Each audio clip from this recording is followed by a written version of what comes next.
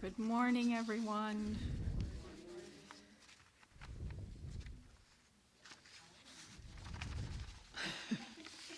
Thank you, Don, for tying my tie. It's one of the reasons why Blair doesn't wear any ties. I don't know how to do it. Anyways. Okay, today's story is really a review of Pastor's last week's message. And it's entitled The Shoe Man. Can everybody see the shoes? And okay. My alarm went off. It was Sunday again. I was sleepy and tired. My one day to sleep in. But the guilt I would feel the rest of the day would have been too much, so I'd go and I'd pray. I showered and shaved. I adjusted my tie. I got there and sat in a pew just in time, bowing my head in prayer, and as I closed my eyes, I saw the shoe of the man next to me, touching my own. I sighed. With plenty of room on either side, I thought, why must our souls touch? It bothered me, his shoe touching mine, but it didn't seem to bother him much. A prayer began, Our Father. I thought, this man with the shoes has no pride. They're dusty, they're worn and scratched. Even worse, there are holes on the side. Thank you for blessings, the prayer went on. The shoe man said a quiet amen. I tried to focus on the prayer, but my thoughts were on his shoes again. Aren't we supposed to look our best when walking through that door? Well, this certainly isn't it, I thought, glancing towards the floor. Then the prayer ended, and the songs of praise began. The shoe man was certainly loud, sounding proud as he sang.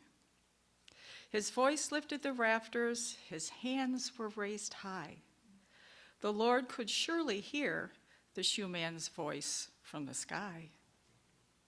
It was time for the offering, and what I threw in was steep. I watched as the shoe man reached into his pocket so deep. I saw what was pulled out, what the shoe man put in. Then I heard a soft clink as the silver hit the tin.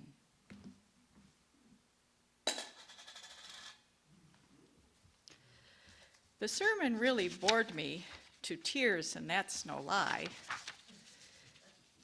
It was the same for the shoe man, for tears from his eyes. At the end of the service, as is the custom here, we must greet new visitors and show them all good cheer. But I felt moved somehow and wanted to meet the shoe man. So after the closing prayer, I reached over and shook his hand. He was old and his skin was dark and his hair was truly a mess. But I thanked him for coming, for being our guest. He said, "My name's Charlie. I'm glad to meet you, my friend." There were tears in his eyes, but he had a large, wide grin. "Let me explain," he said, wiping tears from his eyes. "I've been coming here for months, and you're the first to say hi. I know that my appearance is not like all the rest.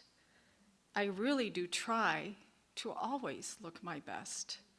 I always clean and polish my shoes before my very long walk. But by the time I get here, they're dirty and dusty, like chalk." My heart then filled with pain, and I swallowed to hide my tears as he continued to apologize for daring to sit so near. He said, "When I get here, I know I must look a sight, but I thought if I could touch you, then maybe our souls would unite." I was silent for a moment, knowing whatever was said would pale in comparison. I spoke from my heart, not my head. "Oh, you've touched me," I said, "and taught me in part that the best of the man is what is found in his heart." The rest, I thought, the shoeman will never know, like just how thankful I really am that his dirty old shoe touched my soul.